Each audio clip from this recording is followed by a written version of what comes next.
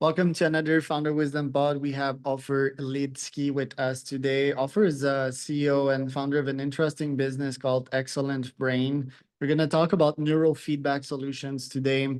Brain computer interface, BCI, one of my favorite topic in VR. He has also been founding DNAtics 16 years ago. So experienced entrepreneur there, and also TerraSafe, so all in Israel, by the way. Interesting convos we're going to have today. This podcast is brought to you by podper.com. If you want to start, scale, monetize a podcast, go to podper.com. Ofer, welcome to the pods. Tell me a bit more about yourself, what you're up to nowadays. Sure. So thank you for having me, Charles. I'm really happy to be here. So these days, I'm actually very busy at scaling up Excellent Brain to other countries, which means scaling up the success that we have in a few countries that we already operate. And that's a complicated business, but it's very rewarding and there's a lot to do. So what are your top goals this year? What do you want to accomplish? What do you mean by scale and growth? Sure. So first of all, our goals this year is to multiply the amounts of clinics, ADHD clinics that we are working with around the world. We have many clinics in Romania, Greece, Germany, and now we're starting also to penetrate the US market, also in the B2C market. So we have a home kit for parents with kids who are diagnosed with ADHD. And we have a clinician kit for ADHD clinics that they can use our platform and train kids and adults who suffer from different ADHD symptoms. Tell me about your background as an entrepreneur. What led you to that fascinating startup? Seems that you started in 98, which makes you old at a digital dimension. Tell me about your entrepreneurial career. Well, I started my first business back in 1992. I was 19 and already have like 5 employees. I was born an entrepreneur. My first job at a computer company was when I was 12 years old. So I have a lot of background, and my experience is mostly in science and software development. And from there, I learned and to be an expert in a few fields. One of them is virtual reality. You mentioned Digital Dimension, which is a startup I established in 1998, which developed something like the metaverse, but 25 years ahead of time. But let's talk about Excellent Brain. Let's say about 15 years ago, 2 things happened. First of all, I got to know different off-the-shelf EEG sensors where you can purchase and connect your brain to the computer and do some cool stuff. And I'm a very curious person. I like to study stuff myself. So I bought my first sensors and begin my road in the EEG and brain-computer interface. And the other thing is my son was in a small class, special education, and suddenly I connected the dots and I got to know something called neurofeedback, which actually exists a long time, but most of the people never heard of it. And it happens to be the most effective brain training method for ADHD. So I started studying neurofeedback, went to the university, got a practitioner degree of neurofeedback, saw what's happening in the market, and I understood that this is something that is very useful, but is not accessible and very expensive. And this is exactly what I did in Excellent Brain. I established a company with a very precise goal to develop a platform for ADHD that will make it affordable, accessible, practical. And this is what we've been doing for 9 years. So in Israel, we have great success. We are a registered program by the Israeli Ministry of Education. We have a course in one of the prestige universities in Israel, which is called the Excellent Brain Trainers Course, which operates for over 8 years with over 1,000 graduates in Israel. And now it's the time to start to scale that success to other countries. And really, our goal and motivation is to help kids with ADHD, which became one of the main problems in education today. Tell me a bit more about ADHD because I was quote unquote diagnosed with it. I think these are all terms invented by humans and society. Obviously, it could describe some patterns of my brain. I think with meditation, biohacking, and a bunch of things, I can take all that extra energy of mine and focusing it into one thing. So tell me about like the words and the invention of these quote unquote diseases. By the psychotherapist and so forth. Do you believe they're actually accurate descriptions or disease, and should we label people as that? Well, that's a pretty complicated question. You're touching a lot of very important points. So first of all, I do think that scientists from psychology and psychiatry have to have some kind of a way to diagnose and, and to name certain symptoms. So ADHD, it is a symptom, it's a syndrome, and of course, we know today that usually there is also some genetic disposition for that, which means that one of your parents gives you the different genes that produce ADHD. But of course, a person can do a lot of things to improve the different symptoms. And for example, what we do in Excellent Brain in neurofeedback, today, after we did a lot of internal tests and research, we know that neurofeedback highly improves 3 parameters of ADHD. One of them is attention, which is also complicated, but let's talk about the attention span that you have on something, right? That you can focus on something and let's say read a page or a few pages and so on, which is pretty complicated for people today. And the other two symptoms are impulsivity and hyperactivity. And we know today scientifically that because we train the prefrontal cortex, and this is a place in the brain where there is a scientifically basis that most of the executive functions are there, which means that this is how you, let's say, manage your time, think about you thinking, meta thinking, and some of the attention mechanisms are also in the prefrontal cortex. So once you train this area to a more normal place, you get better performance. And another thing is that you also improve your ability to stop yourself, which is called inhibition. And this is the problem that people who are impulsive and hyperactive have. So when you improve the networks in the prefrontal cortex, usually we see changes in behavior. And it's unbelievable that after 30 sessions, which takes 20 minutes twice a day, so it takes about 15 weeks to do a training program, some kids change their life completely, and this is the really the exciting stuff. And this is the rewards that we get from different parents and, that come to us and say what happened to their kids and how they changed their life. Yeah, I guess because the ADHD diagnosis it's in the school context. I think that education system is pretty bad nowadays, like grading people on stuff that they didn't decide to be graded on. Yeah. I think that ADHD folks will make poor employees most of the time, but they'll make great entrepreneurs. What do you think of reshaping the well, because I agree with your premise. I think ADHD can be problematic when you don't have zero focus on anything and you're all in all sorts of direction and your brain is taking over yourself, the monkey's riding the horse. Yeah. But in the entrepreneurial world, I feel that yeah, having many angles and seeing the business as a whole and not just like one specific thing like an accountant would, like precise numbers, very boring and deep work, I think can be a superpower. Now, tell me about the EEG itself, because I bought this device some time ago, the Muse. I had Mm-hmm. two of these. I gave them sufficient time, and it would always play the thunderstorm when I would meditate, which is quite annoying because I would get in these deep meditation and the device would sense that I was not in a deep meditation and it messed up Yeah. my Yeah. meditation, which is pretty much the opposite effect of what the device was supposed to have. So tell me about EEG, the technology and the advancements that's been made in the industry. Sure. So I can tell you a lot in terms of EEG and the ADHD.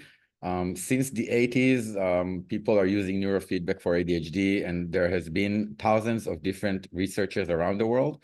So there are very popular neurofeedback protocols that are known to be highly effective. And these exactly are the ones that we are using in Excellent Brain and make them accessible. Now, what you described is using a neurofeedback system. What you used it's for meditation, which is, of course, completely different than attention training for ADHD. It's completely different also in how you do it. Meditation, you can do every day. And in a training program for ADHD, you do twice a week for 20 minutes. There is a beginning, there is an end. You do it 30 sessions, 15 weeks, and that's it. And meditation, you can do it your entire life every day. So it's a different ball game. And what you experienced is exactly something that shouldn't happen, right? It didn't been used right way, and it really disturbed you to do your meditation, which it shouldn't, because neurofeedback, it's kind of a mirror to the brain. It gives you your status where you are, and then you have to fix it and do some changes yourself, and then you get a positive feedback. And maybe if you tried it a little more and understood it more, maybe it would work better. But like anything in the world, nothing is for 100% of the population. So neurofeedback for ADHD, for example, works on about 85% of the population, which means from 10 people, around 8 or 9 can enjoy and improve some of the aspects of ADHD. Now, it's a very scientific method because it relies on taking and measuring the brain waves in real time, analyzing them based on known protocols, and knowing from that how much you are focused on something, and then giving you the positive feedback that you can learn that you're in the right place, and then get back to that place better and simpler way. Fascinating. This business of yours, is it capital intensive? Do you need to raise money to scale that one, or are you fully bootstrapped right now? Well, Excellent Brain is a very special company because it's a bootstrap company, except for two small friends and family investors almost 9 years ago. I funded the entire company, and today we are already profitable. But of course, if you want to scale a startup worldwide and to be one of the biggest player, then of course you need investments, and you need the right partners, and you need to do the right moves in order to succeed in that, which is pretty complicated. And then what are your GTM strategies? Do you do cold outreach? Is it LinkedIn outreach? Is it ads? Like, how do you get new clients?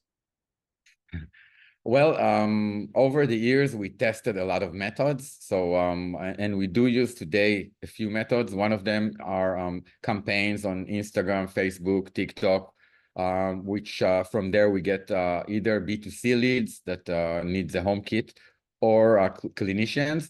We also do LinkedIn outreach and some Google ads, and we also do cold calls in certain countries. So it's a mixture, and you have to find the right balance and whatever works in each market. How much percent of your time is on that one vs your 2 or 3 other startups slash companies? Currently, I run 2 companies, TerraSafe and Excellent Brain, and I believe about 90% is on Excellent Brain because the company is really growing right now, and we are in a very good stage.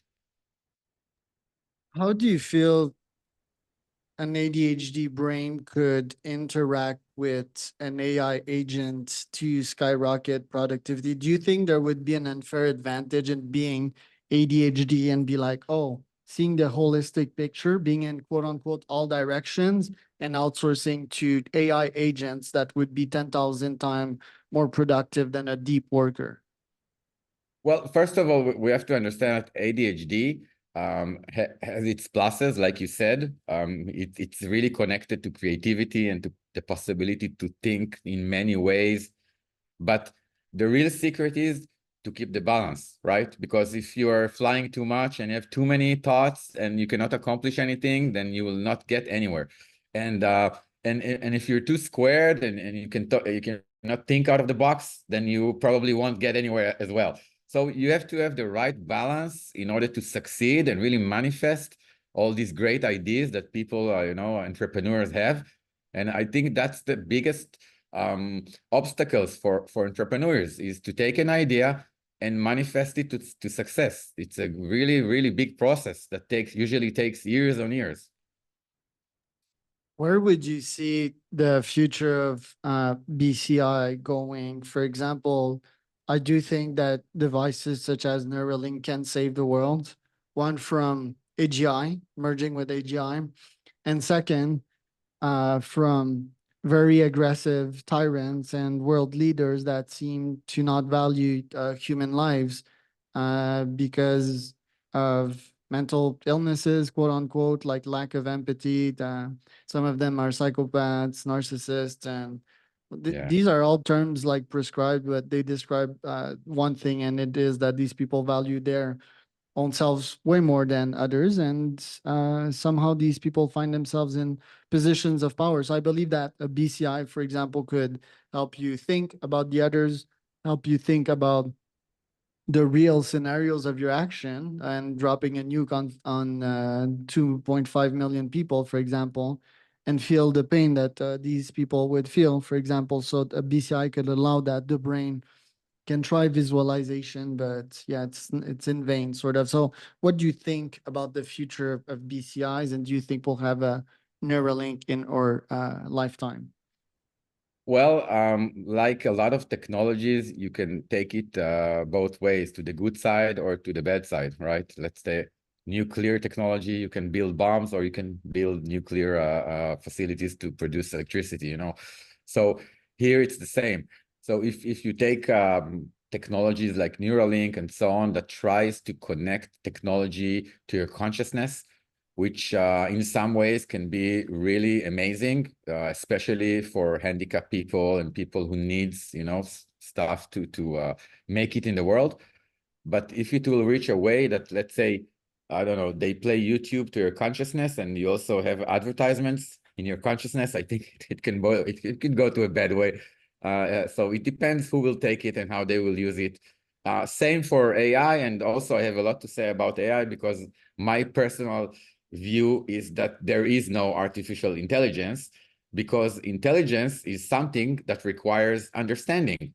And there is no computer on this planet that currently has the ability to understand. All the computers are using very sophisticated algorithms and statistics to produce something that for us humans look like human, but there is no intelligence there. So it's a very sophisticated system and it does very nice things, but there is no understanding there. There is no power of will. There is nothing that has to do with what humans have and consciousness.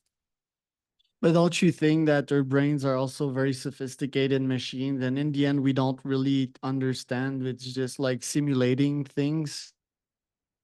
Well, I believe that the human being with the consciousness has the ability to understand. So if I tell you something and you say, I understood, I believe that there is some kind of a mental process there that you understood something. Now, we do not know what understanding is, so we don't know how to program it yet. But at the current stage, understanding is something for humans only, probably.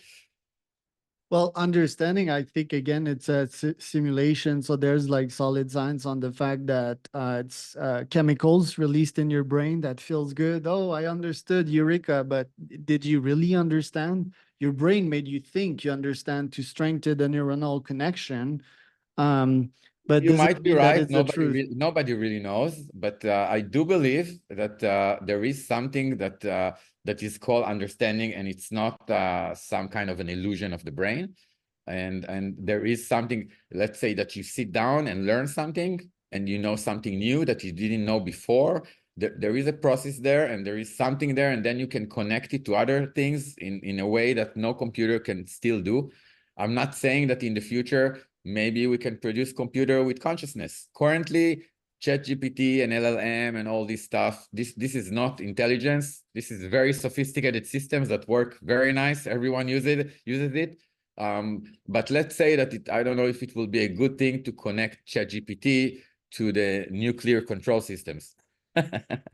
Right. No, probably not. It hallucinates a lot, but so do we humans, I think sometimes we fabulate on a lot of things. We're clouded with emotions, with these neurochemicals. It all takes me cortisol in my blood to start acting irrationally, taking bad decision. It only takes alcohol in my blood to start acting irrationally as well. So I think we're neurochemical creatures now. ChatGPT is not like hooked to an evolutionary algorithm in which it forms a new brain neural pathways for sure. That would be interesting. That would be dangerous as well because that evolutionary algorithm is quite drastic and is not super progressivist, right? It's like the I, made a I better think win. you're I think you're touching in a point which is highly important for the future of humanity, and it has to do with education and how people behave in the world. So a lot of people tell me, and I hear that there is a big danger with AI and and stuff like that, and I'm telling myself they're not seeing what's really happening. Humanity has two main problems currently. One is nuclear. Someone crazy can push the button and we have World War III, and it's completely there. I mean, it's not a fantasy. And the other is saving the planet. I mean, we did so much damage in 10,000 years that I don't know if most of the people even understand. And these are the main two problems of humanity that if we can solve these, all the rest I think will be okay. And the problem is that humanity is not united and people are not educated, and then they get crazy by different chemicals in their brain because they were not educated the right way and they don't have the right beliefs and and the right morals. And that's the problem of the world. I believe it starts in education. Right. And it's a complex problem, as we're seeing with Israel and Hamas. It's incredibly complex to try to change society's mindset, decide what's good, what's not good. We live in a very complex world. We don't have a machine that can calculate every single pieces of data. Plus, us humans, we reason with emotions, right? Even the people we think of the most rational in society, scientists, CEOs, prime ministers, they very much It's reason all with emotional. Yeah, it's all emotional. with anger or sadness lands or I mean, yeah. So if a person is highly educated and also has an emotional intelligence, right? So he has the tools to manifest himself in the world in the right way without being a psychopath, a narcissist, or whatever, or aggressive or violent and so on. Right. I think evolution, well, I don't think there is an algorithm right now that takes like these people, these power and hungry and instinctual driven people and have them do some good in society, right? It would be There cool is to an take like all algorithm. their energy and have them produce goods, I think we've tried various things in societies like having people in jail produce economical output, for example, but I don't think we've succeeded into taking these folks, these destructive people, and having have them produce good for society. I actually think that yeah, testosterone is pretty much burning society. When you think of who's mostly responsible for what's happening on this planet Earth, it's always like testosterone driven outcomes. And I often say that in this capitalist system, it's cool to compete, right? It's cool to have this Trump mindset over things. I do think the capitalistic system can somewhat Well, it's benefit. not so cool to behave like that. No, I don't think it's cool. Well, if you create a fortune, theoretically you should be taxed, right? Just that these billionaires they avoid taxes as well. They destroy the environment, but they also create jobs. So there is an argument to be made on that side, but I think that it doesn't scale because we're burning the Well, planet, we're creating wars, and yeah, I think there is one thing that can really change everything, and people are not aware of it. It's called integrity. It means, being your word, and standing for a word. Whatever you said, this is what's going to happen. And it means also obeying the laws of the countries that you are, a part of, and you know, and integrity is the #1 virtue that can really make a person good for the world. And if Right. this is something that has been we will teach our kids, maybe this is something that can really change how people think, because this is the #1 virtue that a person should have, and most people, they miss it because they think that integrity is nice to have and not must have, and that's the difference. So if you would have a BCI that would be like a Neuralink, would you go open source with your thoughts? Would you let me know what's in On your mind integrity, with yeah. On integrity, yeah, sure. It's open source. yeah, I'm for that as well. And yeah, I use different words to describe integrity, honesty, full transparency, and so forth. Um, Action over words. And yeah, if you mention something that you're gonna do something, I mean, you might forget sometimes, but it's your duty to say to do what you said you would. And a lot of people in business, they don't have that. You know, they commit to a meeting, they don't show up, they ghost. Because they miss the point that they have to honor the word, which means sometimes you cannot stand your word. Like, let's say you are on a way to a meeting and there is a traffic jam and you cannot get there on time, right? So you can be late and, you know, complain on the traffic, and it will show up as someone who is not really, who cares, doesn't care about your time when you're waiting for him. Or at the moment that you know you're going to be late, you have to take responsibility and honor your word, and fix the integrity and connect to the guy and tell him, listen, I'm going to be late. What do you want to do? Right? And this fixes your integrity and keeps you intact and in high position of integrity, which is a mountain without a top. There is also always the next level in integrity. Right. Ofer, thank you so much for this great conversation. Where can people find out more about you? Thank you very much, Charles. And your website, I guess, Ofer Lidsky with a Y, on LinkedIn, Ofer with one F. And yeah, excellent brain. You can find the page on LinkedIn or to excellent-brain.com.